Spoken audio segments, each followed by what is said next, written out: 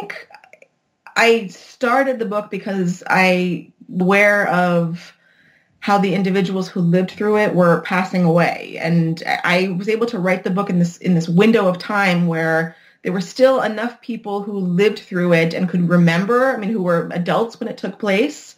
And I was old enough to be able to travel and to do research and to go into the archives. But I was aware that within years, these individuals would be passing away. Right now it's very hard to find anybody, for example, who was interned in the Jaworzno concentration camp.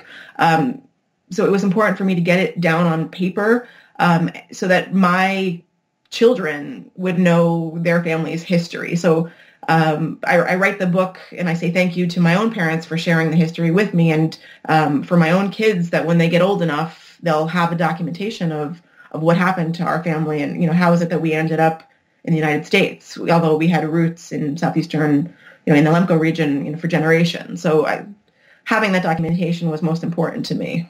There are some books that are out there in Ukrainian on the topic and in Polish, but either they're sort of your straightforward history books, or, as I had mentioned, maybe they're a compilation of memoirs. There's a book called 1947, and it's compiled by Bogdan Huk, and it's basically memoirs of people who lived through this. But as far as I know, definitely in English, and actually I don't think I've seen anything in Polish or Ukrainian. There's nothing that's sort of a narrative, nonfiction history book on the topic. So hopefully that's a gap that the book filled. It was just recently translated into Ukrainian, and it was translated by the granddaughter of Petro Perte. She herself has a doctorate.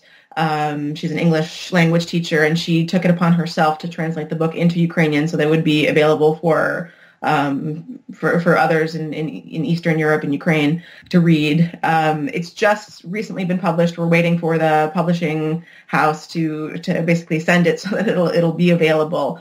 So information will be coming out soon about how those books are available in Ukrainian and the cost and all of that.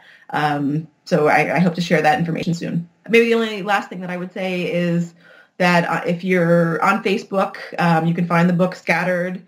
And I'm happy to continue a dialogue with anybody who wants to either obtain the book or talk about the book. You can find me on Facebook, and we can continue talking.